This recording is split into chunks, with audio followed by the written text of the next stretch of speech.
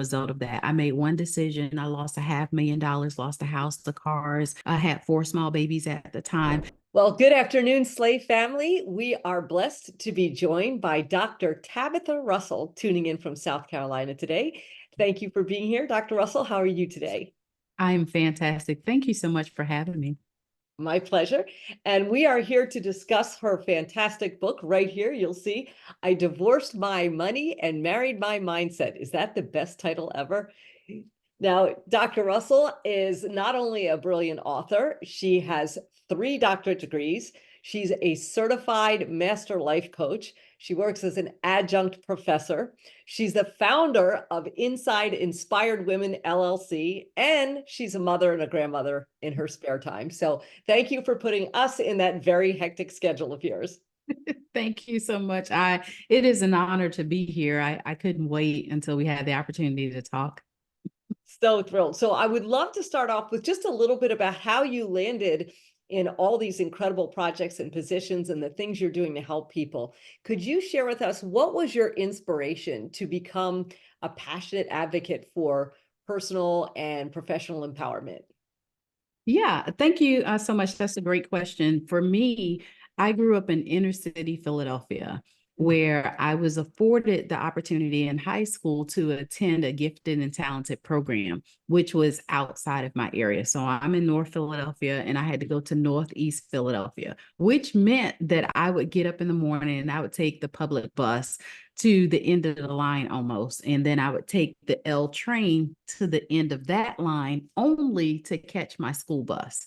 Now, when I'm on the school bus, I am riding past what I considered then to be massive houses, right? Like these houses were, I thought, larger than life at the time. And so with nice cars in the driveway, really manicured lawns, and I'm coming from inner city. So for me, it was like, oh my gosh, this is so amazing. And of course, I get to school and I'm looking at my counterparts driving up to school every day, and I'm like, oh my gosh, what did your parents do? And they're like, oh, they're just a town lawyer, or they're the town dentist, or they're the town banker. And so I knew right then that entrepreneurship had to be in my future. It was not something that I just kind of, passively bumped into. It was like from that time forward, I was on a quest to own my own business because it seemingly was going to afford me a lifestyle that I didn't currently have. And I thought that we were okay because I left a brownstone every day. Like I lived in the inner city, but we, were kind of a little okay. And so I thought that, being a business owner was going to be my ticket to stardom. Absolutely. So that was probably a huge mind shift for you when you decided, okay, I'm going to become an entrepreneur. And you Mhm. talk a lot about mindset, mind shifts. And do me a favor, please, if you would, can you explain to people why you think that's so important and how mindset changes can have a really profound impact on someone's life? Absolutely. So the reason why I talk a lot about mindset is that I realized I've been in financial literacy well over 20 years with helping people to come out of whatever their financial challenges was. And in that time space, I realized that there has not been any situation that I've seen that a person has not been able to come out of. But on the other hand, I've also seen where we'll use the example of professional athletes, for example. There's 67% of professional athletes that leave the league and go broke within 3 to 5 years of leaving the league. And so that in itself tells me that that's a mindset shift, that nobody sat them down and taught them financial literacy or why it is important to not spend all the money at one time, right? You make $1 million, you buy a $500,000 house and $100,000 car. You still got to pay taxes. You still got an emergency come up. You still got to pay utilities and different things like that. So that tells me that the mindset of a person in order to achieve a level of wealth that's going to be sustainable for a long period of time has to be there first before the money even gets there. And so that is what put me on a quest to help people to really think about the decisions that they're making, whether they have money or whether they don't. If we have the fundamentals of our thoughts together, it helps us to maximize every dollar. And that's a really incredible statistic that you just rattled off about professional athletes. Now there are things that impact people around their finances. So let's take a little dive into a few of them. One of the things you talked about was negative money mindsets. Can you give some examples of that and how that will restrict somebody from getting where they ultimately are headed? Absolutely. One negative mindset that I've seen really is that I'll never, be able to make $100,000. Well, if you can make 50,000, you can make 100,000. You just have to have enough credentials, right? Or the fortitude to even apply for a six-figure type of job, or put yourself out there, create enough products and services to make that kind of money. So sometimes because of the environment maybe that you grew up in, has a lot to do with sometimes how we process things. And so in order for us to get out of that negative mindset, a lot of times we've got to do some inner work ourselves, first of all. And once you say that I can do something, there's no stopping you. But sometimes breaking the old habits and getting away from the negativity allows you to be able to do that. So that's one challenge that I've seen that hinders people the most, is having the willingness to be able to say that I can versus I can't. And once we get rid of I can't, then there's no stopping you for Then the sure. door's open. It's almost like having a negative mantra around money when Mhm. people say that. Now, Mhm. one of my favorite lines in the book is you said, scared money don't make money. So let's talk about that one for a moment, please. So the reason why I say that scared money don't make money is that if you come from a place of where you never had money, there's two things that happens. One I've seen is that we want to buy up everything that we didn't have as a child, right? What you don't have as a child, you'll desire to have it as an adult, right? That becomes your quest. Well, the other side of it is that if you've never really had anything, now you want to hold on to everything. And so now you're scared to invest. You're scared to put money into yourself, even to hire a coach or get somebody to help you to now navigate the trajectory of business and all of that. So when I say that scared money don't make money, also we can use money, though. Money is a tool. And if used properly, it affords us the opportunity to make more money. So with that, once we get rid of the mindset of scarcity, now we can put money in places where it allows us to be diversified, right? I talked a little bit about why we should diversify our assets and even with our businesses, right? We shouldn't have everything in one egg in one basket. We'll talk about that just a little bit. But with that being said, it allows us, though, to have money basically working for us, and we can do it in a smart kind of way. Excellent. And did you want to expand on the eggs in one basket while we're on Yeah. that topic? So, yeah. So, we'll use me for example. I can remember one time just having one focus on one business. Mm. And with that one focus, I lost everything as a result of that. I made one decision. I lost $500,000, lost a house, the cars. I had four small babies at the time. It was a really, really hard fall because I thought that we had a lot of things in place. And at a young age, it afforded me the opportunity to say, we're going to buy the big house, right? We're going to get that nice car. But with that, I didn't know that my contract needed a contract. I didn't know that I needed to make sure that I had some more things in place, put two signers on the bank account and different things like that. And so when I lost everything, I could have very well folded it up and said, I'm not going to do this anymore. And so from the standpoint of saying that scared money don't make money, like I put everything into that business. And so, therefore, I had all my eggs in that one basket. And when I didn't have that anymore, I didn't have something to fall back on to say, okay, we're going to be good. This is just a bump in the road. No, literally, I had to start all over again, which put me on the quest to one thing that I did know is that I could go back out here and go back to corporate America, make six figures, get some insurance, take care of my babies. But it also taught me the lesson of diversification, right? Like I should make sure that if I have that business that I have proper things in place, but also what else can I do that aids that business that allows me to now have multiple streams of income?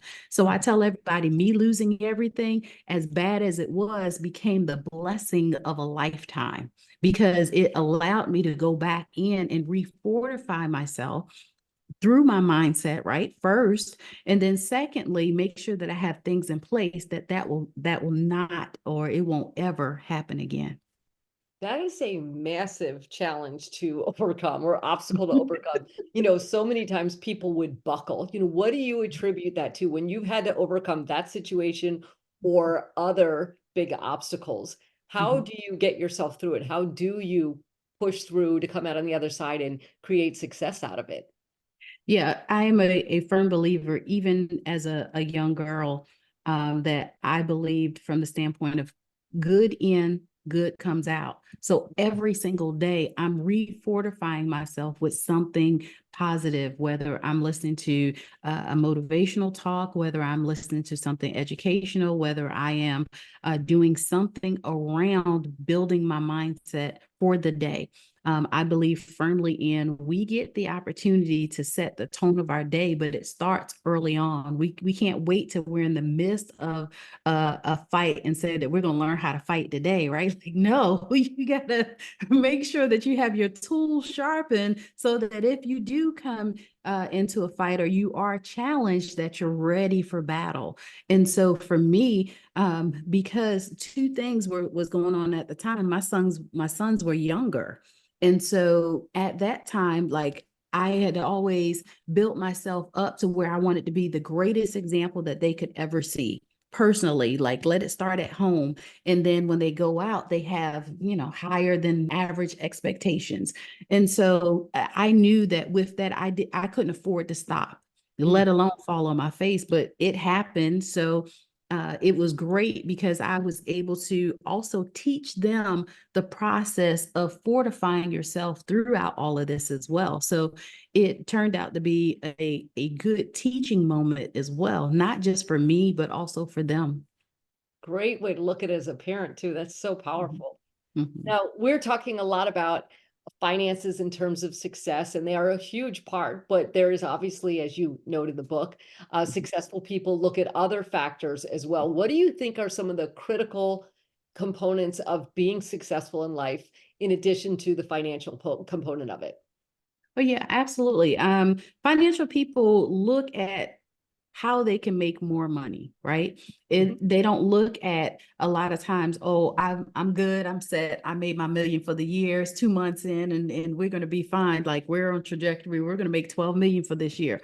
Okay, that's fine, that's nice, that's cute, right? But they're thinking about how can I make 24 million, right? Or a lot of times I've seen where some people that haven't been exposed to that, for example, right? They'll go on we'll use buying a car for an example.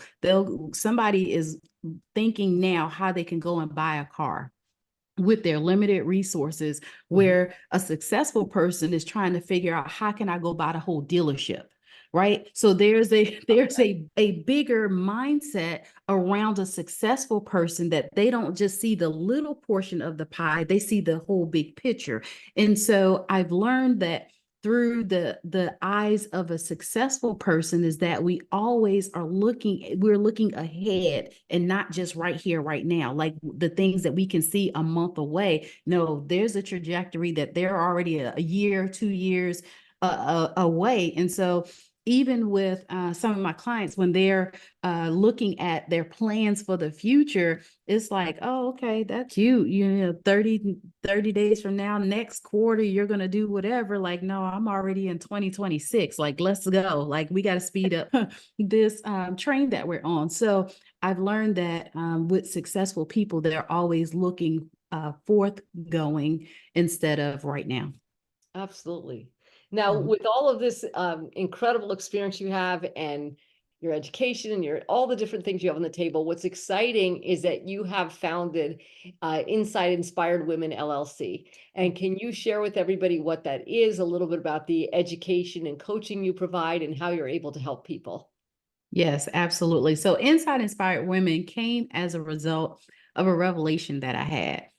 Is that realizing that women are the nucleus of the family, right? We're the glue literally that holds it all together. And what gave me the revelation is that those of us that have children, if the children gets injured or something happens, where are they going to? They're going straight to mama, right? Because dad is going to say, brush yourself off, pick that up. Oh, you'll be okay. Go back and go play. Where mama's going to be like, let me come kiss it. I'm going to make it better, right? We're the nurturers of the family. But that also says that we have the opportunity to now teach and train those that are closest to us, meaning that we can train the children in a way that it now becomes a lifestyle and the habits that we're developing in them.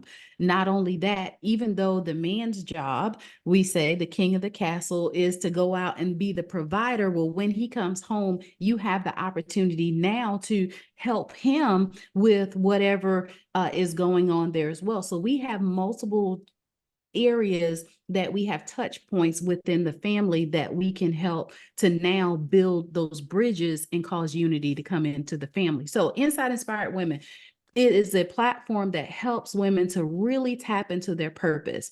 I tell everybody that, first of all, we should own a business because there's so many advantages that that we have at our disposal by owning a business.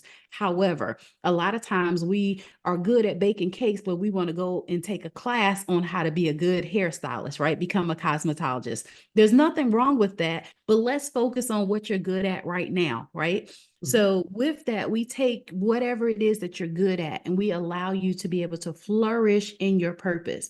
But from a standpoint of, I teach diversity, meaning diversify, even whatever it is. If you're a good person that bakes cakes, I'll give you an example. Say that this person that bakes cakes, they want to make $100,000 for the year. Okay, that's great. That's cute. But that also means that you have to sell about 5,000 cakes if you sell it at $25 a cake, right? That's a lot of cakes. I don't know That's a about lot of you. cakes, yes. I love to cook, but I'm not a baker, right? However, I might pay you to make a cake for me. So that's one stream of income.